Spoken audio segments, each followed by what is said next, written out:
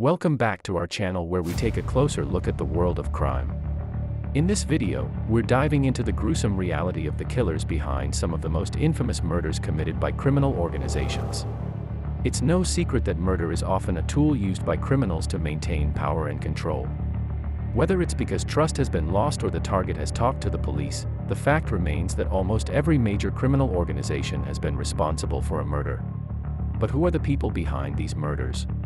It's often young boys who are enticed by the prospect of earning extra money and don't yet see the full consequences of their actions. Or, it could be a shooter who is triggered by anger and revenge. In 2016, two groups, namely the Crips from the Hague and the Trailer Trash Motorcycle Club, merged to form a new organization. The newly formed organization was named Caloh Wagoh. Caloh Wagoh was primarily composed of Surinamese young men and individuals residing in trailer parks. In 2017, Caloh Wagoh came into action, with Delano R., the boss of the organization, getting in touch with notorious criminal Ridouan Taghi. Delano was eager to prove himself, so he did a free kill for Taghi. This was just the beginning of their partnership, as Taghi paid an average of €70,000 per murder. One of the brutal murders committed by the notorious motorcycle club, Caloh Wagoh, was that of Jair Wessels. On a bright day, in a parking lot in Brooklyn, Jair was mercilessly shot dead. Jair spent most of his time in Spain, where he lived a life of luxury and was known to the police. However, in early July, he returned to the Netherlands to attend his daughter's performance. On the day of the murder, Jair drove his rented Volkswagen Golf to an appointment with an interior designer. After spending just 45 minutes there, he rushed to his next destination, Brooklyn Station.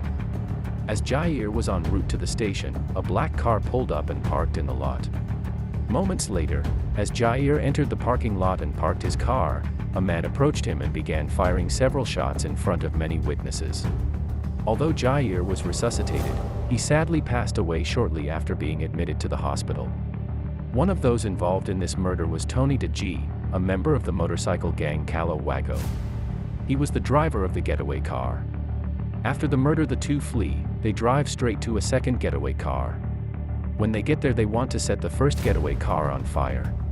They fill the car with gasoline and want to set it on fire, but at that moment someone is standing by the garbage cans a few meters away. At that moment, the two perpetrators find out that they have nothing to set the gasoline on fire with, and because they are also face to face with a witness, the two decide to flee without setting the first getaway car on fire. Shortly after they got away, the police arrived at the escape car and immediately started an investigation. In this investigation, many traces were found. Also, the murder weapons were still in the car with DNA of the shooter on it. The hunt for the perpetrators is on. On Dutch TV, they show drawings of the shooter. But instead of Delano sending his gunmen into hiding, he wants them to commit another murder on a Turkish-Dutch drug criminal. Ridouan Taghi, together with the shooter Michel K., had to commit another murder immediately. This time they had to kill Ziki. Ziki was a car dealer and was also outside in the drugs. Without Ridouan noticing, he had to lure Ziki. Ridouan was told to make contact before a trade would take place.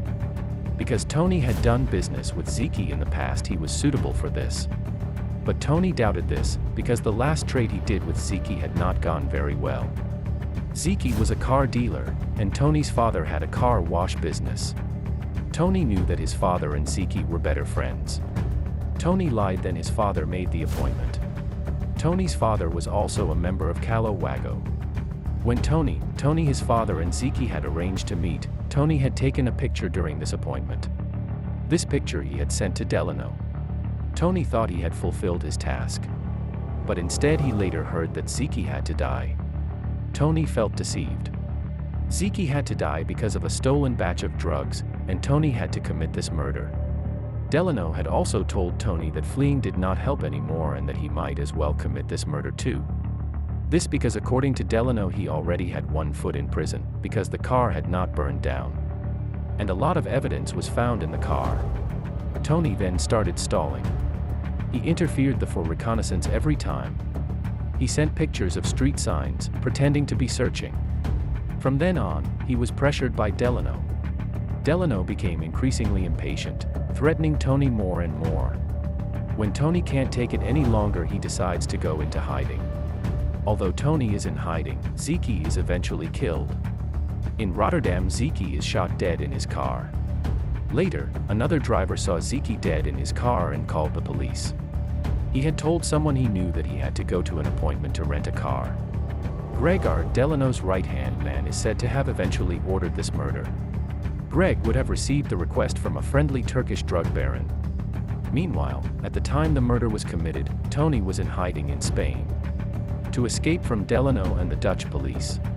Tony didn't feel safe in Spain either, he just knew he had more distance now. Tony was especially afraid for the lives of his family. He realizes that in between Delano already knows he fled. And because Delano cannot now reach him easily, his family members will be in greater danger right now. Spanish police were told that Tony was in hiding in southern Spain. The Spanish police were also told exactly what Tony had done. On this, the Spanish police immediately took action. From that moment, they kept an eye on Tony at their apartment complex. They set up several observation teams that monitored the building 24 hours a day. The Spanish police took a photo of Tony and alerted the Dutch police. The photo shows Tony and his father. The Spanish police make an arrest and use a special police unit in case a firefight breaks out. Tony is arrested in the presence of Dutch police. Shortly after, Tony was brought to the Netherlands for interrogation. But instead of remaining silent like most criminals, Tony makes a complete statement. He confessed everything. He told what they did, how it happened, and who the co-perpetrator had been. The police are surprised and did not expect this. In the end, Tony decides for punishment reduction also to explain about the organization Caloh Wagoh. After all, Tony is still suspected of Jair's murder. The liquidation in Brooklyn eventually caused Tony to defect to justice. To start testifying about this and other murders. The two murders that Tony felt guilty for gave him the deciding factor to finally cooperate with justice. He just wants protection for him and his family. He knows he is going to jail anyway, and should he ever be released, there is a good chance he will still be killed for refusing Delano's order. In just 6 months, the murder cartel managed to commit 6 murders and 10 attempted murders, a shocking reality that highlights the deadly consequences of the criminal underworld. A total of 21 suspects are on trial in various compositions suspected for some and or parts of the offenses. 4 of defendants sentenced to life imprisonment. 14 other suspects received prison sentences ranging from 1 to 30 years. 3 men were acquitted. The Iris investigation, as this investigation is called, is one of the largest investigations the Netherlands has ever had. But also it is one of the most talked about.